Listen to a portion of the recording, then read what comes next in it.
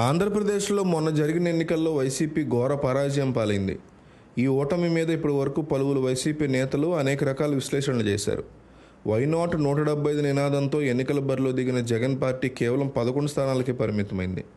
ఈ ఎన్నికల ఫలితాల మీద వైసీపీ ముఖ్య నేత కాసు మహేష్ రెడ్డి కీలక వ్యాఖ్యలు చేశారు. 2019లో జగన్ ఇప్పుడు చంద్రబాబును గెలిపించింది కేడర్ కసి అంటూ చెప్తూనే పలు కారణాలను ఆయన విశ్లేషించారు. నిజంగా ఆయన చెప్పిన వింటే జగన్మోహన్ రెడ్డి ఎందుకు ఓడిపోయారనే దాని మీద క్లారిటీ వస్తుంది వైసీపీ కేడర్కి.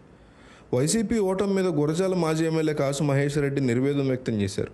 పార్టీ ఓటమికి కొత్త రీజన్లు చెప్పారు. నాసిరకం మద్యమే వైసీపీ ఓటమికి ప్రధాన కారణం అన్నారు. మద్యం తాగే వాళ్ళు వైసీపీకి ఓటేయలేదన్నారు. మద్యం పాలసీని మార్చాలని సజ్జల విజయసాయిరెడ్డికి ఎన్నిసార్లు చెప్పినా ఫలితం దక్కలేదన్నారు.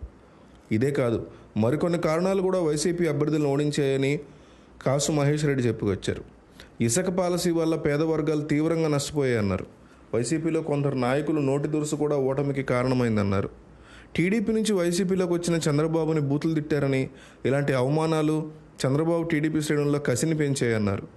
ఎవరిని అవమానాలకు గురి చేసినా వారిలో కసి పెరిగి విజయం సాధిస్తారని చరిత్ర చెప్తోందని, 2019లో జగన్ గెలిచినా ఇప్పుడు చంద్రబాబు గెలిచినా అవమానాల నుంచి వచ్చిన కసే కారణమని కాసు మహేష్ రెడ్డి పేర్కొన్నారు. టీడీపీ వాళ్ళు గెలిచాక చాలా చోట్ల దాడులు చేస్తున్నారని విమర్శించారు. వైసీపీ కార్యాలయం సైతం కూల్చివేశారన్నారు. కూల్చివేత చట్టపరంగా జరిగినా ఇంత త్వరగా చేయాల్సిన అవసరం లేదని, తమ ప్రభుత్వ హయాంలో జరిగినటువంటి తప్పులన్నీ తాము సమీక్షించుకుంటామని అన్నారు. మరోపక్క జగన్మోహన్ రెడ్డి పులివెందుల పర్యటన చేసిన సంగతి తెలిసిందే. సాదాసీదా జనాలకి ఆయన కలిసే భాగ్యం ఎన్నాళ్ళు లేకుండా పోయేది.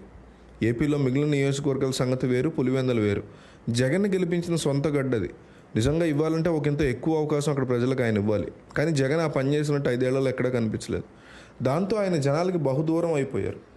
ఇట్లాంటి పరిస్థితుల్లో జగన్మోహన్ రెడ్డి రీసెంట్గా చేసినటువంటి పులివెందుల పర్యటన సూపర్ హిట్ అయింది. జనాలు ఇప్పుడు ఒకేసారి సమస్యలు చెప్పుకోవడానికి వస్తున్నారు. అందరినీ దగ్గర తీసుకుంటున్నారు జగన్. జనాలతో పులివెందుల క్యాంప్ ఆఫీస్ కిటకిటలాడుతుంది. జనాలు కుర్చీలు వేస్తున్నారు, షామియానాలు వేస్తున్నారు. అందరినీ జగన్ కలిసే విధంగా ఏర్పాట్లు చేస్తున్నారు. ఇదంతా బాగానే ఉందని జనాలు తమ సమస్యలు చెప్పుకోవడానికి వస్తున్నారు. ఇక జగన్కి కడప విమానాశ్రయం నుంచే జనాలు స్వాగతం పలికారు. ఇలా జగన్ కోసం పులివెందుల జనం అంతా తరలి వచ్చారు. వారిలో వృద్ధులు, మహిళలు అంతా ఉన్నారు. ఇలా జగన్ కోసం వారు వచ్చారు. జగన్ కోసం, జనం కోసం వచ్చారు. అంతా బాగానే ఉంది. కానీ ఇదే రకంగా 5 ఏళ్ల పాటు సీఎంగా ఉన్నంతకాలం మిగతా నియోజకవర్గాలతో సహా పులివెందుల్లో కూడా ఆయన ఇట్లా కలిస్తే బాగుండేది కదా అంటున్నారు.